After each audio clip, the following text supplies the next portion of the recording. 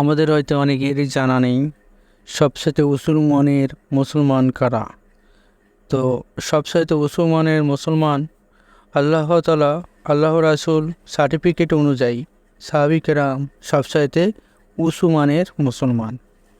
তারা সরাসরি রাসূল সাল্লাল্লাহু আলাইহি সাল্লাম থেকে ট্রেনিং পেয়েছেন, তাই তাদেরকে জীবন থেকে সবসাথে বেশি শেখার আছে। তাদের মধ্যে প্রথম চার খলিফা হযরত আবু বকর রাদিয়াল্লাহু তাআলা এবং হযরত ওমর রাদিয়াল্লাহু তাআলা, হযরত উসমান রাদিয়াল্লাহু তাআলা, হযরত আলী রাদিয়াল্লাহু তাআলা অন্যদের চেয়ে সেরা। তাই এই চারজনের জীবনী বেশি করে জানা দরকার।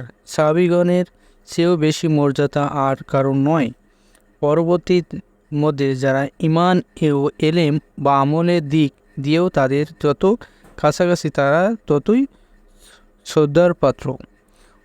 উন্নত মুসলিম হিসেবে মর্যাদা দিক দিয়ে সাহাবে কেরাম কাছ থেকে যারা দিন শিখেছেন তাদের গণ্য করতে হবে, বা ইসলামী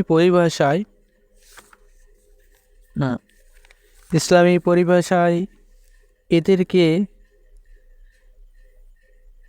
তাবেঈন বলা হয়। যারা তাবেঈনগণের কাছ থেকে দিন শিখেছেন বা তাদেরকে তাবেঈন বলা হয়। তাবেঈনগণের পরেও তাবেঈনগণের মর্যাদা সাধারণত মনে করা হয় যে নামাজ, রোজা, তাসবিহ, তেলাওয়াত, জিকির, আজগার, তাহাজ্জুদ ইত্যাদি হলো দিনদারি কাজ, আর রোজাদার করা হয় বা বিয়ে শাদী বা খাওয়া দাওয়ার পর ইত্যাদি দুনিয়াদারির কাজ।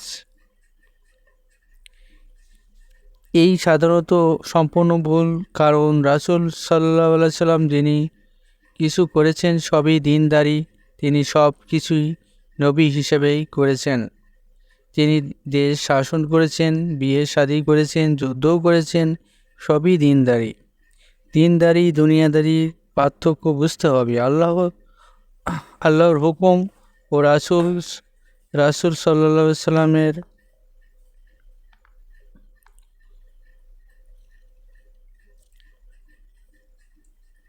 তরিকা মতোই যা কিছু করা হয় সবই দিনদারি। আর যদি লোক দেখানোর জন্য নামাজ পড়া হয়,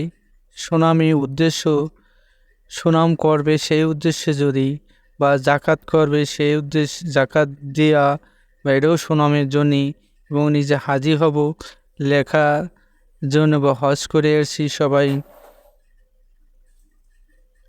হাজি বলবে, এবং সব দুনিয়ায় সব কাজেই যদি দিনদারি হতে পারে তাহলে সেই দুনিয়াদারি হতে পারবে।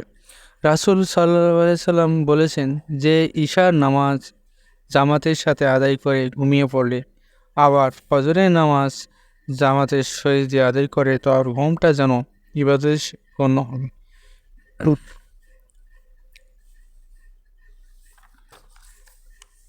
এবং আল্লাহর বিধান আমাদেরকে জানতে হবে। কোরআন হাদিস থেকে আল্লাহর দেওয়া সকল বিধিবিধান জানা দরকার। আমাদের জীবনে বিভিন্ন দিক থেকে বিভিন্নগুলো জানা খুবই জরুরি, যাতে আমরা তা মেনে চলতে পারি। ব্যক্তিগত জীবন, পারিবারিক জীবন, ধার্মিক জীবন, সামাজিক জীবন, রাজনৈতিক জীবন, অর্থনৈতিক জীবন, সাংস্কৃতিক জীবন, আন্তর্জাতিক জীবন, এইসব দিক দিয়েই ইসলামী বিধিবিধান না জানলে মুসলিম হিসেবে জীবনযাপন কেমন করে সম্ভব হবে? একটি মাত্র বইয়ে এত বিষয় বিস্তারিত আলোচনা করা মোটেই সম্ভব নয়। এসব দিকেই একটি